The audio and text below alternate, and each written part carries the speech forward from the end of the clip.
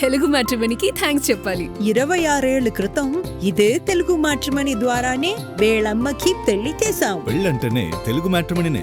అమరావతి పేరుతో వేల కోట్ల ప్రజాధనం దోపిడీకి గురవుతోందన్నారు వైఎస్ఆర్సీపీ రాష్ట్ర ప్రధాన కార్యదర్శి గడికోట శ్రీకాంత్ రెడ్డి. ఏపీ రాజధాని వ్యయం ఆకాశాన్ని అంటుతోందన్నారు. 25 గ్రామాల ప్రజల సెంటిమెంట్ అని చెప్తున్న చంద్రబాబుకు రాయచోటి ప్రాంతానికి చెందిన వందలాది గ్రామాల సెంటిమెంట్ కనబడడం లేదా అని ప్రశ్నించారు.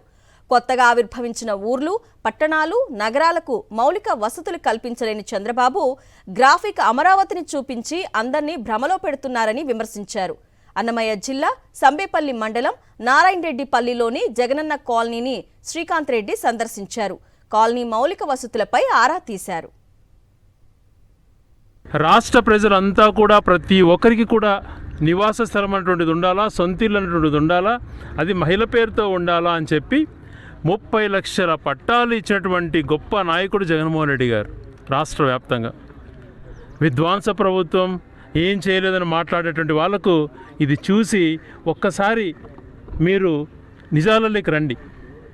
భ్రమలు సృష్టించడం కాదు ప్రభుత్వం అంటే, చేసేటువంటి విధానం ఉండాలి. ఊరికి మీ మాదిరి భ్రమింపజేయాల, ఏదో చేసాం అది చూడండి ఇది చూడండి అని గ్రాఫిక్స్ చూపిలా. చూడండి మీరే ఎన్ని ఇల్లులు అయిపోయినాయి, వచ్చిన వాళ్ళు ఎంత ఇబ్బందులు పడుతున్నారు. అదే ఈ 2 సంవత్సరాలలో మీరు ఒక్కటి కూడా ఇవ్వకుండా, ఒక ఇంటికి పేమెంట్ ఇవ్వకుండా, ఈ కాలనీలో మౌలిక వసతులు క్రియేట్ చేయకుండా, ఉన్నటువంటి మోటార్లు ఏదైతే బిగించి నీళ్ళు వచ్చిన ప్రభుత్వ సొమ్ముతో ఏర్పాటు చేసిన మోటార్లు దొంగలించుకుంటా, పైపులు ఎత్తకపోతూ దొంగ పట్టాలు సృష్టించుకొని ఇక్కడ అరాచకాలు చేస్తున్నారు. ఇదే ప్రభుత్వం అంటే? ఇదే ప్రజలకు చేయాల్సిన మేలు?